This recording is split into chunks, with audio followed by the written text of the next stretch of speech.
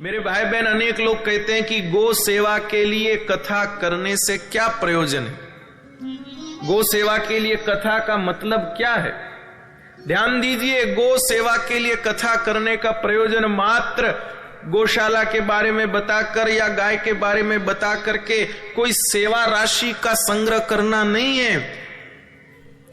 भक्तमाल के आश्रय से दास निवेदन कर रहा है कि गो सेवा के लिए कथा का अभिप्राय है गाय की महिमा, गाय की दशा, गाय का स्वरूप बता करके और हृदय में करुणा पैदा करना, करुणा जगाना महाराज। बाकी गाय की महिमा किसको नहीं पता? गाय की महिमा किसको नहीं पता भैया बताओ? गाय के बिना किसका काम चल सकता है? गाय न हो तो आपके पितरों को कुछ भी नहीं पहुंचेगा।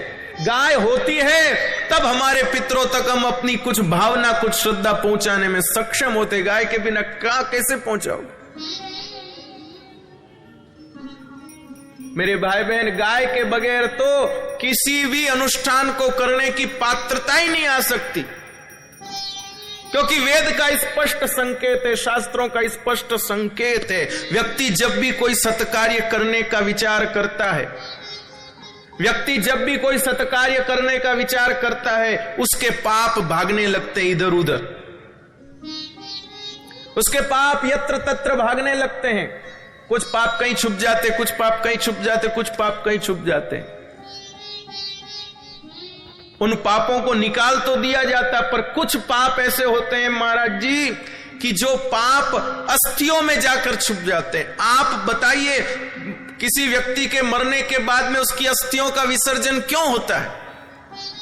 उसके बालों का तो विसर्जन नहीं करते आप, कोई और चीज का तो विसर्जन नहीं करते, अस्थियों का विसर्जन क्यों होता है? क्योंकि बहुत सारे पाप व्यक्ति के नष्ट नहीं होते, अस्थियों में जाकर छुप जाते हैं। पर शास्त्र कहते हैं 108 भूदेवता या प्रमाण के रूप में विराजमान है। मैं गलत बोलूं तो कोई भी भूदेवता, ब्राह्मण देवता हमको टोक सकते हैं। जो पाप अनेक यत्न करने से भी शरीर से निकलते नहीं हैं, और तो और जो पाप अस्थियों में जाकर छुप जाते हैं, उन अस्थिगत पापों को भी गो माता के पंचगव्य का पान करने से भागना पड़ता है। इतनी महिमा है गो माता के पंचगव्य की। महाराज लोगों बताइए, हम गलत बोले कि सही बोले?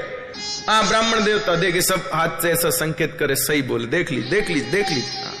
पर उस पंचगव्य के प्रभाव से अस्थियों में गया हुआ पाप भी वो बाहर निकल जाता है। यह गाय की महिमा, करुणा जगे कि जिस गौ माता की इतनी महिमा है, उस गौ माता को क्यों कष्ट पाना पड़ रहा है? वो करुणा जगाने के लिए कथा है महाराज, करुणा जगाने के लिए कथा। राजा परीक्षित को सुखदेव जी महाराज ने कथा सुनाई। किस लिए सुनाई? सुनकर के आए थे, फिर सुनाई। क्यों सुनाई? संत लोग कहते कि जो सुखदेव जी महाराज कहीं पर रुकते नहीं हैं, स गोदोहन मात्रेण, जो कहीं रुकते नहीं, वो 7 दिन रुक करके कथा सुनाई, तो उसका क्या प्रयोजन, उसका क्या कारण हो सकता है? एकमात्र कारण, करुणा। कथा सुनकर के करुणा जगी थी, उस करुणा के बल पर परीक्षित जी को सुनाई। नहीं तो कहते राजा अपना जाने, मुझे क्या पड़ी, मरे तो मरे, 7 दिन में इसके कर्म धर्म।